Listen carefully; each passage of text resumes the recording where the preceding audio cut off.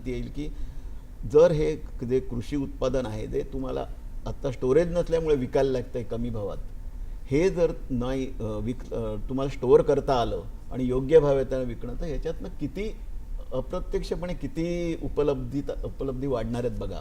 की एक शेतकऱ्यांचा इन्कम तर वाढेल, एक इन्फ्रास्ट्रक्चर होईल, त्याच्यातनं रुरल डेव्हलपमेंट, हे एकमेकांशी ओव्हरलॅप आहे. बरोबर. निश्चितपणे बरोबर आहे. आणि अशा पद्धतीने म्हणजे आपण उत्पादकता म्हटलं, कृषी क्षेत्राचा विकास होतोय, त्याच्यानंतर आत्मनिर्भरता, या सगळ्या एकमेकांशी जोडलेल्याच आहेत.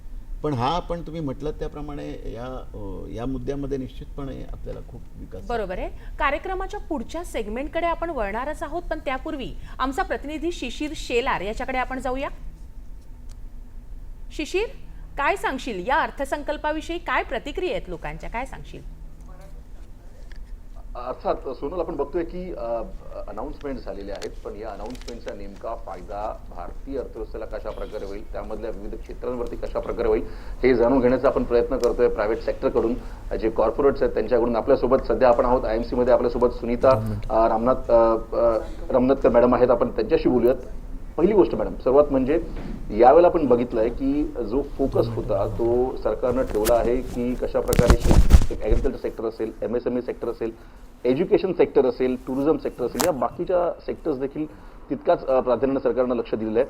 महत्त्वाचे मुद्दे आपल्या याने काय आहेत की या बजेटमध्ये जे ठळक करून पुढच्या येत्या काळामध्ये भारतीय अर्थव्यवस्थेला चालना देतील?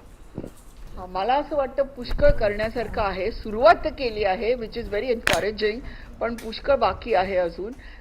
फॉर एक्झाम्पल 5 स्किल कॉलेजेस उघडली आहेत for youth training. I think we require 50 training colleges. आता इतकं यूथ आपल्याकडे, खूप भारदस्त यूथ भरलेलं आहे आणि आपल्या देशातलं यूथ सगळ्या जगात वावरू शकतं, provided they are skilled in language, in some kind of good हुनर that they have, and they should show what they can do and they can do it well. त्यामुळे त्या यूथला प्रोत्साहन द्यायला आपली जबाबदारी आहे, दुसरं कोणी करणार नाही. फक्त शाळेचं, कॉलेजचं एज्युकेशन त्यांना इक्विपच करणार नाही इंडस्ट्रीसाठी. त्यांना वेगळं सध्या डिमांड आहे का, आणि जर डिमांड आहे तर त्या प्रकारे डिमांड सप्लाय होतोय का? होत नाहीये. ITI कॉलेजेस जे आहेत ना, त्याच्यात ते बाहेर पडतायत ना लोक, ते 2 दिवसात ते एम्प्लॉय होऊन जातात आणि बाकीच्या लोकांना मिळतच नाहीत ते यूथ, कारण की इतके शॉर्ट सप्लायमध्ये असतात. ते फक्त थोडेच कॉलेजेस आहेत आणि ते थोडे कॉलेजेस नॉट इनफ.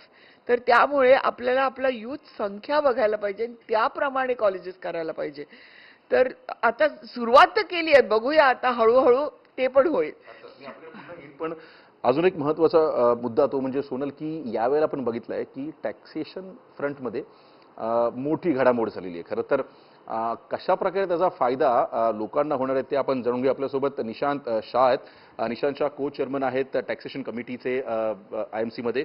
निशांत जी, सबसे पहली बात तो हमें सिंप्लीफाई करके बताइएगा कि अब जो कि 12 लाख की रियायत सरकार दे रही है, क्या उसका सीधा फायदा आप देखते हैं आम जो है एक मिडिल क्लास व्यक्ति उसके लिए? देखिए, जो स्लैब रेट्स है, पहले तो मैं ये कहना चाहूँगा कि फाइनेंस मिनिस्टर को एक्नॉलेज करना चाहूँगा कि बहुत बढ़िया बजट है. बजट में 2 पर्सपेक्टिव्स है. एक, जो उन्होंने फोकस किया है अभी की जो मेन मुद्दा था उसके ऊपर, जो कि इन्फ्लेशन और slow down in the economy, और उसको जिस तरह से उन्होंने एक ही शॉट में मैनेज किया है by changing the slab rate. अगर आप देखें तो उन्होंने स्लैब रेट ऑलमोस्ट डबल कर दिया, जिससे क्या हो जाएगा कि up to 12 lakhs of income, employed income को कोई टैक्स भरने की ज़रूरत नहीं है. इनफैक्ट एम्प्लॉयमेंट में है तो 12,75,000, क्योंकि 75,000 स्टैंडर्ड डिडक्शन भी मिलता है, तो 12,75,000 तक कोई टैक्स नहीं लगेगा. क्लियरली इससे क्या हो जाता है कि आपका जो रेसिडुअल इनकम है वो बढ़ जाएगा, आपका खर्चा करने की क्षमता बढ़ जाती है.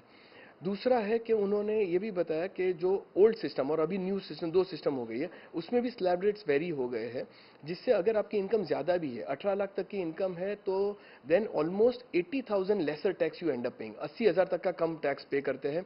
अगर आपकी इनकम 22 लाख तक की भी है तो आप 1,20,000 तक का कम टैक्स पे करते हैं. मेरा कहना यह है, as an expert in the tax field, whatever your income may be, you please evaluate under the slab rates under both the schemes and then decide, because as you go higher you may be better off in the old scheme. पर अगर आपका 12 लाख है 13 लाख है तो इसकी में भी आपका beneficial हो जाएगा.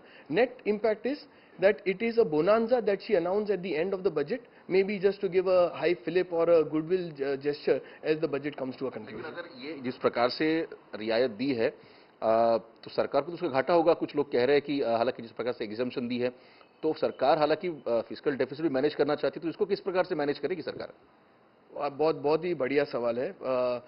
इसमें अगर आपने जो बजट स्पीच सुना हो तो उन्होंने एक माइथोलॉजिकल क्लॉज पढ़ा था और उसका मतलब कहा था कि गवर्नमेंट जो जनता की सुनती है, जो देश की सुनती है, वो सबसे प्रिय गवर्नमेंट होती है. इसमें अगर आप देखें आज का जो, जैसे मैंने कहा कि दो चीज़ बहुत ज़्यादा समस्या बन रही है. एक है बढ़ता इन्फ्लेशन और दूसरा है इकोनॉमिक स्लो डाउन. बढ़ता इन्फ्लेशन आज आम जनता को इम्पैक्ट कर रहा है, मिडिल क्लास को इम्पैक्ट कर रहा है, और slowing down in the economy businesses को इम्पैक्ट कर रहा है. इस जो उन्होंने लिमिट बढ़ा दी और स्लैब लिमिट्स, उससे क्या हो जाएगा, टैक्स इम्पैक्ट कम हो गया. टैक्स इम्पैक्ट कम होने से उनके पास रेसिडुअल इनकम बढ़ गया है, तो उससे वो इन्फ्लेशन का फेस हो गया. और दूसरा जो है कि खर्चा करने की संभावना बढ़ गई. अभी जो ये एक्सपेंडिचर होगा, that expenditure will result into churn in the economy. Economy में वापस पैसा आ जाएगा end therefore it will create an uplift in the economy. अब इशू ये आता है कि क्या ये स्लैब रेट तो बढ़ा दिया, इससे क्या उनका टैक्स कलेक्शन कम हो जाएगा? If you see the finance minister's speech, she has actually mentioned a very significant number, that there will be a deficit in the collection of direct tax by that number because of slab rate increase. मेरा मानना ये है, उनका calculation इस तरह से कि ये जो residual income बच गई, वो जब मिडिल क्लास खर्चा करेगी इकोनॉमी में तो वो खर्चे से जीएसटी भी पे हो जाएगा. जब जीएसटी पे हो जाएगा तो जीएसटी रेवेन्यू बढ़ जाएगा. This increased GST revenue, and because of all of this, the growing in the economy will result into new investment coming in, new production, new economic turnaround, will result into larger GST collection, which will go to compensate जो income tax के कारण उनको जो घाटा हो रहा है tax collection में, ये जीएसटी कलेक्शन से कॉम्पन्सेट हो जाएगा. चक्र आपण बघितलं कशा प्रकारे, अर्थात टॅक्स मध्ये बेनिफिट दिलेलं आहे, पण पुन्हा ते अर्थव्यवस्थेमध्ये कशा प्रकारे येईल याची देखील संभावना आहे. निशांत शानी ते सिम्प्लिफाईड करून सांगितलं. मॅम, ज्या प्रकारे बघतोय की आता पैसे तर हाती आले, सरकारकडे देखील पैसे आहेत, वेगवेगळ्या सेक्टरमध्ये सरकार ते गुंतवतं. यावेळेला आपण बघतो की टुरिझम सेक्टरकडे देखील सरकारनं बऱ्यापैकी लक्ष दिलेलं आहे.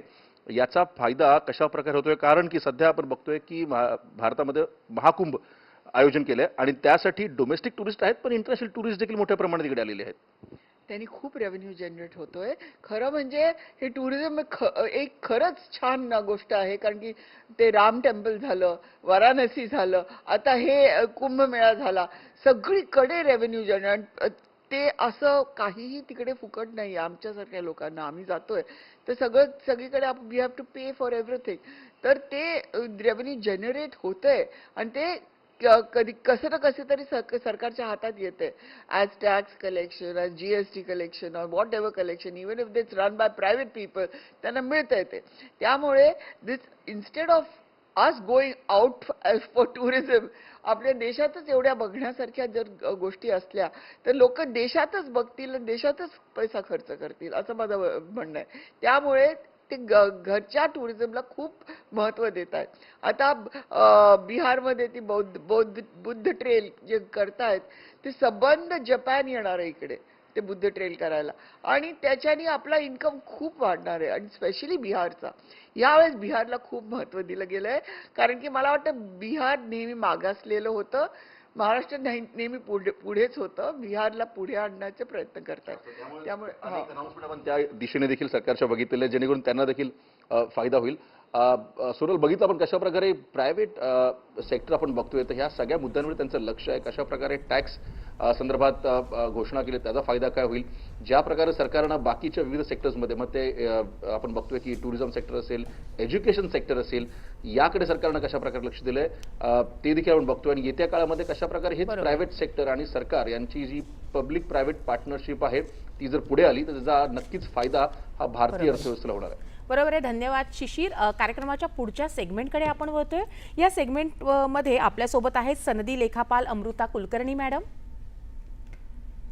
एसएमई तज्ज्ञ संजय राणे सर आणि अर्थतज्ञ पूर्वेश शेलटकर सर. अमृता मॅडम, पहिला प्रश्न तुमच्याकडे घेऊन येते मी. आज सगळ्यात महत्त्वाची आणि सामान्यांसाठी जी महत्त्वाची बातमी होती ती 12 लाखांपर्यंत जे उत्पन्न आहे ते करमुक्त करण्यात आलंय. मध्यम वर्गाला किती मोठा दिलासा आहे हा? धन्यवाद. सर्वप्रथम